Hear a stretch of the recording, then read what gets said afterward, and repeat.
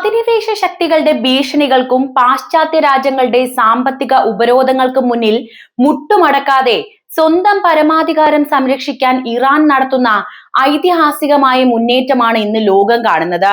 Israel പ്രധാനമന്ത്രി Benjamin Netanyahu നിയുക്ത American president Donald ട്രംപിനെ കാണാനൊരുങ്ങുന്നത് ഇറാന്റെ ഈ വളർച്ചയിലുള്ള ഭയം മൂലവും. പശ്ചിമേഷ്യയിൽ ഇസ്രായേലിന് മാത്രം ആയുധബലം മതിയെന്ന സൈനിസ്റ്റ് വാശിക്കേറ്റ കനത്ത തിരിച്ചടിയാണ് ഇറാന്റെ അത്യാധുനിക മിസൈൽ സാങ്കേതിക വിദ്യ. ഇസ്രായേൽ വളരെ അഭിമാനത്തോടെ ഉയർത്തിക്കാണിക്കുന്ന അയൺ ഡോം പ്രതിരോധ സംവിധാനത്തിന് പോലും തടുക്കാനാവാത്ത വിധം ഇറാൻ കൈവരിച്ച സൈനിക സ്വയം പര്യാപ്തത മേഖലയിലെ രാഷ്ട്രീയ സമവാക്യങ്ങളെ മാറ്റി എഴുതിക്കൊണ്ടേയിരിക്കുന്നു. വിദേശ ശക്തികളുടെ ഇടപെടലില്ലാതെ തന്നെ സ്വന്തം അതിരുകൾ കാക്കാൻ തങ്ങൾ പ്രാപ്തരാണെന്ന ഇറാന്റെ പ്രഖ്യാപനമാണ് നെതന്യാഹുവിനെ ഇപ്പോൾ അമേരിക്കൻ വാതിലിൽ മുട്ടാൻ പ്രേരിപ്പിച്ചിരിക്കുന്നത്. ഈ കൂടിക്കാഴ്ച യുദ്ധത്തിനുള്ള ഗൂഢാലോചനയാണ് എങ്കിൽ അതിനെ നേരിടാൻ സജ്ജമായ ഒരു ജനതയുടെ ആത്മവീര്യമാണ് ഇറാന്റെ യഥാർത്ഥ കരുത്ത്. വീണ്ടും പശ്ചിമേഷ്യയിൽ യുദ്ധം സംഭവിക്കുമോ? നമുക്ക് നോക്കാം. ഇറാനും ഇസ്രായേലും തമ്മിലുള്ള സംഘർഷം വീണ്ടും സങ്കീർണമായ ഒരു ഘട്ടത്തിലേക്കാണ് നീങ്ങിക്കൊണ്ടിരിക്കുന്നത്. ഡിസംബർ മാസാവസാനം ഫ്ലോറിഡയിലെ മാർ എ ലാഗോയിൽ വെച്ച് ഇസ്രായേൽ പ്രധാനമന്ത്രി ബെഞ്ചമിൻ നെതന്യാഹു നിയുക്ത അമേരിക്കൻ പ്രസിഡന്റ് ഡൊണാൾഡ് ട്രംപിനെ കാണുന്നുണ്ട്. ഇസ്രായേലിന്റെ പ്രധാന ആശങ്ക ഇറാന്റെ വർദ്ധിച്ചു വരുന്ന മിസൈൽ ഉൽപാദന ശേഷി തന്നെയാണ്.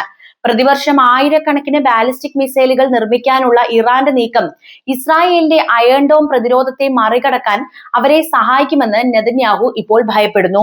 ഇതിനാലാണ് ഇറാന്റെ ആണവ കേന്ദ്രങ്ങൾക്കും സൈനിക സംവിധാനങ്ങൾക്കും നേരെ ശക്തമായ ആക്രമണം വേണമെന്ന പ്ലാനുമായിട്ട് ഇസ്രായേൽ ട്രംപിനെ സമീപിച്ചിരിക്കുന്നത്.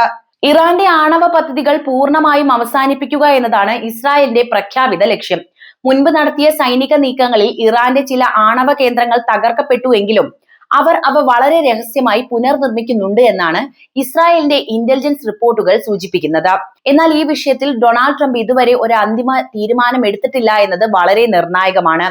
മേഖലയിൽ സമാധാനം കൊണ്ടുവരാൻ തനിക്ക് സാധിക്കുമെന്ന് വിശ്വസിക്കുന്ന ട്രംപ് മറ്റൊരു വലിയ യുദ്ധത്തിലേക്ക് നീങ്ങാൻ താല്പര്യപ്പെടുമോ എന്ന് ഇനി കണ്ടറിയേണ്ടതുണ്ട്. ഗാസയിലെ വെടിനിർത്തൽ ശ്രമങ്ങൾക്കിടയിൽ ഇത്തരം ഒരു സൈനിക നീക്കം തിരിച്ചടിയാകുമോ എന്നതും അമേരിക്കയ്ക്ക് മുന്നിലുള്ള വെല്ലുവിളി തന്നെ. വരാനിരിക്കുന്ന കൂടിക്കാഴ്ചയിൽ നെതന്യാഹു നൽകുന്ന തെളിവുകളും നിർദ്ദേശങ്ങളും ട്രംപിനെ എത്രത്തോളം സ്വാധീനിക്കുമെന്നതിനെ ആശ്രയിച്ചിരിക്കും പശ്ചിമേഷ്യയുടെ ഭാവി എന്നതാണ് ഈ അവസരത്തിൽ പറയാനുള്ളത്. ഇസ്രായേലിന്റെ അധിനിവേശ മോഹങ്ങൾക്കും പാശ്ചാത്യ രാജ്യങ്ങളുടെ ഇരട്ടത്താപ്പിനുമെതിരെ ഇറാൻ ഉയർത്തുന്ന പ്രതിരോധത്തിന്റെ ചരിത്രപരമായ പശ്ചാത്തലം പരിശോധിക്കുമ്പോൾ നിലവിലെ സംഭവ വികാസങ്ങൾക്ക് മറ്റൊരു വശം കൂടി കൈവരുന്നുണ്ട്.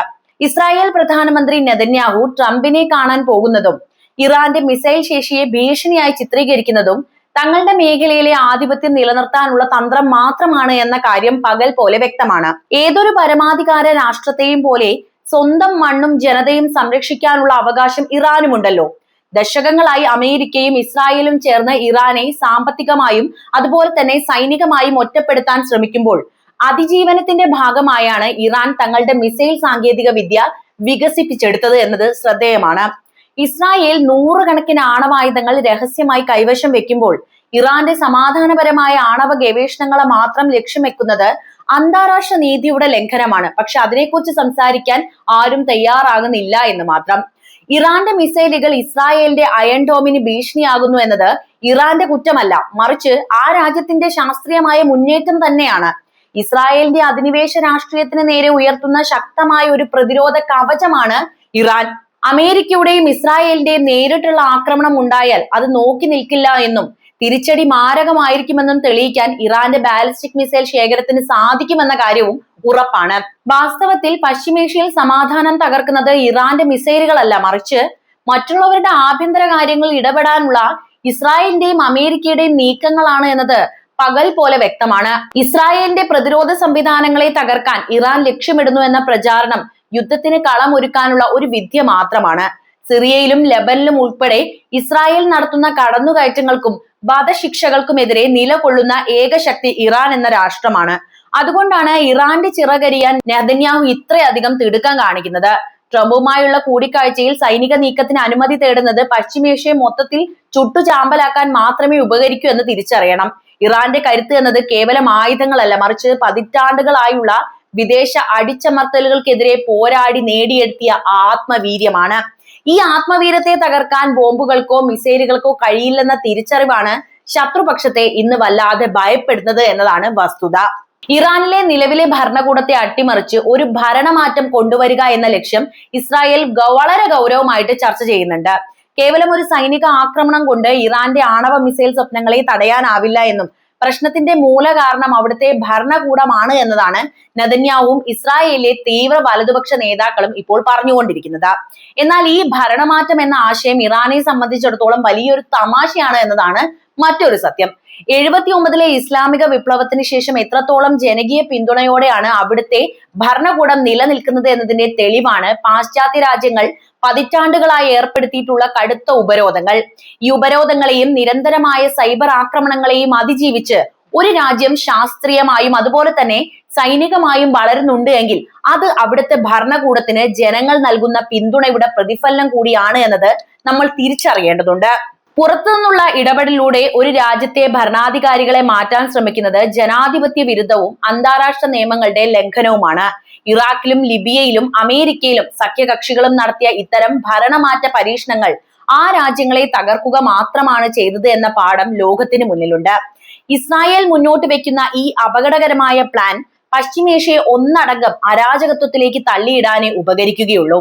ഇറാന്റെ ഭരണകൂടം അവിടുത്തെ ജനങ്ങളുടെ തീരുമാനമാണ്, മറിച്ച് ഇസ്രായേലിന്റെയോ അമേരിക്കയുടെയോ താല്പര്യം അനുസരിച്ച് പ്രവർത്തിക്കേണ്ട ഒന്നല്ല. ട്രംപിനെ പോലൊരു നേതാവിനെ ഇത്തരം അട്ടിമറി ശ്രമങ്ങൾക്ക് പ്രേരിപ്പിക്കുന്നത് വഴി നെതന്യാഹു ലക്ഷ്യമിടുന്നത് സ്വന്തം രാഷ്ട്രീയ നിലനിൽപ്പ് മാത്രമാണ്. ഇറാന്റെ കരുത്തുറ്റ നേതൃത്വത്തെ മാറ്റുക എന്നത് അസാധ്യമായ ഒന്നാണെന്നും അത്തരം ഒരു നീക്കം നടത്തിയാൽ അത് ഇസ്രായേലിന്റെ തന്നെ അന്ത്യത്തിന് തുടക്കമാണെന്നും ഇറാൻ നൽകുന്ന മുന്നറിയിപ്പ് വളരെ ഗൗരവത്തോടെ കാണേണ്ടതുണ്ട് എന്നതും ജൂതന്മാര് അറിയണം. സിറിയയിൽ ദീർഘകാലം നിലനിന്നിരുന്ന ബഷർ അൽ അസദ് ഭരണകൂടത്തിന്റെ പതനം പശ്ചിമേഷ്യയിലെ രാഷ്ട്രീയ സമവാക്യങ്ങളെ വലിയ രീതിയിൽ മാറ്റിമറിച്ചിട്ടുണ്ട് എന്നത് വാസ്തവമാണ്. ഇറാന്റെ ഏറ്റവും അടുത്ത സഖ്യകക്ഷിയായിരുന്ന അസദ് പുറത്തായതോടെ ഇറാനിൽ നിന്ന് ലെബനിലെ ഹിസ്ബുള്ളയിലേക്കുള്ള ആയുധ വിതരണം പാതയും സ്വാധീന മേഖലകളും ദുർബലപ്പെട്ടിരിക്കുകയാണ്. ഈ സാഹചര്യം ഇറാന്റെ പ്രതിരോധ നിരയിലെ വിള്ളലായിട്ടാണ് ഇസ്രായേൽ നോക്കിക്കാണുന്നത്. സിറിയയിലെ ഈ അധികാരമാറ്റം മുതലെടുത്ത് ഇറാന്റെ പ്രാദേശിക ശക്തി കേന്ദ്രങ്ങളെ എന്നേക്കുമായി തകർക്കാനുള്ള പ്ലാനുകൾ നെതന്യാഹു ട്രംപിന് മുന്നിൽ അവതരിപ്പിക്കാൻ സാധ്യതയുമുണ്ട്. ഇതിന്റെ പ്രധാന ലക്ഷ്യം ലെബനിലെ ഹിസ്ബുള്ളയെ നിരായുധമാക്കുകയും ഇറാന്റെ നേരിട്ടുള്ള സഹായം അവർക്ക് ലഭിക്കുന്നത് തടയുക എന്നതുമാണ്. എന്നാൽ ഇറാന്റെ കാഴ്ചപ്പാടിൽ സിറിയയിലെ ഭരണമാറ്റം കൊണ്ട് തങ്ങളുടെ പ്രതിരോധ തന്ത്രങ്ങൾ അവസാനിക്കുന്നില്ല. പതിറ്റാണ്ടുകളായി തങ്ങൾ കെട്ടിപ്പടുത്ത പ്രാദേശിക സ്വാധീനം കേവലം ഒരു വ്യക്തിയെയോ ഭരണകൂടത്തെയോ മാത്രം ആശ്രയിച്ചിട്ടുള്ളതല്ല എന്ന് ഇറാൻ വിശ്വസിക്കുന്നുണ്ട്. സിറിയയിൽ പുതിയതായി അധികാരത്തിൽ വരുന്നവരുമായി നയതന്ത്ര ബന്ധം സ്ഥാപിക്കാനും തങ്ങളുടെ താല്പര്യങ്ങൾ സംരക്ഷിക്കാനും ഇറാൻ ശ്രമിക്കുക തന്നെ ചെയ്യും. ഇസ്രായേൽ കരുതുന്നത് പോലെ സിറിയയിലെ മാറ്റം ഇറാനെ ഒറ്റപ്പെടുത്താനുള്ള ഒരു അവസരമല്ല, മറിച്ച് കൂടുതൽ ജാഗ്രതയോടെ പുതിയ തന്ത്രങ്ങൾ ആവിഷ്കരിക്കാനുള്ള സാഹചര്യമാണ് എന്ന് അവർക്കറിയാം. ഹിസ്ബുള്ളയെ നിരായുധമാക്കാൻ ശ്രമിക്കുന്നത് ലെബനിലെ ആഭ്യന്തര സമാധാനം തകർക്കുമെന്നും ഇസ്രായേലിന്റെ ഏത് നീക്കത്തിനും തക്കതായ മറുപടി നൽകാൻ തങ്ങൾ എപ്പോഴും പ്രാപ്തരാണെന്നും ഇറാൻ വ്യക്തമാക്കുന്നുണ്ട്. ശത്രുക്കളുടെ എല്ലാ കണക്കുകൂട്ടലുകളെയും തെറ്റിക്കുന്ന രീതിയിലുള്ള പുത്തൻ പ്രതിരോധ പ്ലാനുകളുമായിട്ടായിരിക്കും ഇറാൻ ഇനി മുന്നോട്ട് പോവുക. ഡൊണാൾഡ് ട്രംപിന്റെ കാര്യത്തിലേക്ക് വരികയാണെങ്കിൽ അദ്ദേഹം തന്റെ രണ്ടാം ഊഴത്തിൽ ഒരു സമാധാന നിർമ്മാതാവ് അല്ലെങ്കിൽ പീസ് മേക്കർ എന്ന പ്രതിച്ഛായ ലോകത്തിന് മുന്നിൽ കെട്ടിപ്പടുക്കാനാണ് ആഗ്രഹിക്കുന്നത്. ഗാസയിലെയും ലെബനിലെയും യുദ്ധങ്ങൾ അവസാനിപ്പിക്കുക എന്നത് അദ്ദേഹത്തിന്റെ പ്രഖ്യാപിത ലക്ഷ്യവുമാണ്. ഇസ്രായേലിനെ അറബ് രാജ്യങ്ങളുമായി അടുപ്പിച്ച് അബ്രഹാം ഉടമ്പടി പോലെയുള്ള വലിയ നയതന്ത്ര നീക്കങ്ങൾക്കാണ് അദ്ദേഹം മുൻഗണന നൽകിയിരുന്നത്. ഇത്തരം ഒരു സാഹചര്യത്തിൽ ഇറാന് നേരെ നേരിട്ടുള്ള ഒരു യുദ്ധത്തിന് അനുമതി നൽകുന്നത് തന്റെ സമാധാന ശ്രമങ്ങളെ പാടെ തകർക്കുമെന്ന് ട്രംപ് വല്ലാതെ ഭയപ്പെടുന്നുണ്ട്. അദ്ദേഹത്തിന്റെ യഥാർത്ഥ മുഖം വികലമാകുമല്ലോ. ഇറാന്റെ പക്ഷത്തു നിന്ന് നോക്കിയാൽ ട്രംപിന്റെ ഈ നിലപാട് മേഖലയിലെ സംഘർഷം ലഘൂകരിക്കാനുള്ള ഒരു അവസരവുമാണ്. അമേരിക്ക നേരിട്ട് യുദ്ധത്തിൽ ഇടപെടില്ലെന്ന ഉറച്ച ബോധ്യം ഇറാന്റെ പ്രതിരോധ തന്ത്രങ്ങൾക്ക് കൂടുതൽ കരുത്ത് പകരുന്നു എന്നതും ഇവിടെ എടുത്തു പറയേണ്ട ഒരു കാര്യമാണ്. നെതന്യാഹു യുദ്ധത്തിനായി സമ്മർദ്ദം ചെലുത്തുമ്പോഴും ട്രംപിന്റെ അമേരിക്ക ഫസ്റ്റ് നയം മറ്റൊരു വിദേശ യുദ്ധത്തിലേക്ക് പണം ഒഴുക്കുന്നതിനെ പിന്തുണയ്ക്കുന്നില്ല. ഇറാന്റെ പരമാധികാരത്തെ മാനിച്ചുകൊണ്ടുള്ള ചർച്ചകൾക്ക് ട്രംപ് തയ്യാറാവുകയാണെങ്കിൽ അത് മേഖലയിൽ വലിയ മാറ്റങ്ങളും കൊണ്ടുവന്നേക്കാം. ഇറാന്റെ സൈനിക ശക്തിയെ തകർക്കാൻ ശ്രമിക്കുന്നതിന് പകരം അവരെ കൂടി ഉൾക്കൊള്ളുന്ന ഒരു പ്രാദേശിക സമാധാന കരാറാണ് മിഡിൽ ഈസ്റ്റിന് ആവശ്യമായിട്ടുള്ളത്. ഇറാന്റെ ആണവ മിസൈൽ ശേഷിയെ ആക്രമിച്ച് ഇല്ലാതാക്കാൻ കഴിയുന്നില്ല എന്നും മറിച്ച് ബഹുമാനത്തോടെയുള്ള സംഭാഷണങ്ങളിലൂടെ മാത്രമേ ശാശ്വത പരിഹാരം ഉണ്ടാകൂ എന്നും ട്രംപ് തിരിച്ചറിഞ്ഞാൽ അത് ഇസ്രായേലിന്റെ അനാവശ്യമായ യുദ്ധക്കൊതിക്ക് തടയിടുക തന്നെ ചെയ്യും. യുദ്ധം ആഗ്രഹിക്കാത്ത ഒരു അമേരിക്കൻ പ്രസിഡന്റ് എന്നത് ഇറാന്റെ നയതന്ത്ര നീക്കങ്ങൾക്ക് കൂടുതൽ സാധ്യതകളാണ് തുറന്നു നൽകുന്നത്. എന്തായാലും ഇറാനെ അത്ര പെട്ടെന്ന് ആക്രമിക്കാൻ ഇസ്രായേൽ ധൈര്യം കാണിക്കില്ല. അമേരിക്കയുടെ പിന്തുണയില്ലാതെ ഇറാനെ ഒന്ന് തൊട്ടു നോവിക്കാൻ പോലുമുള്ള ധൈര്യം ഇന്നത്തെ ഇസ്രായേലിന് ഇല്ല എന്നതും യാഥാർത്ഥ്യമാണ്. അപ്പോൾ ഈ വിഷയത്തെക്കുറിച്ചുള്ള നിങ്ങളുടെ അഭിപ്രായം അറിയാൻ താല്പര്യമുണ്ട്. എന്ത് തന്നെയായാലും കമന്റ് ആയിട്ട് രേഖപ്പെടുത്തുക.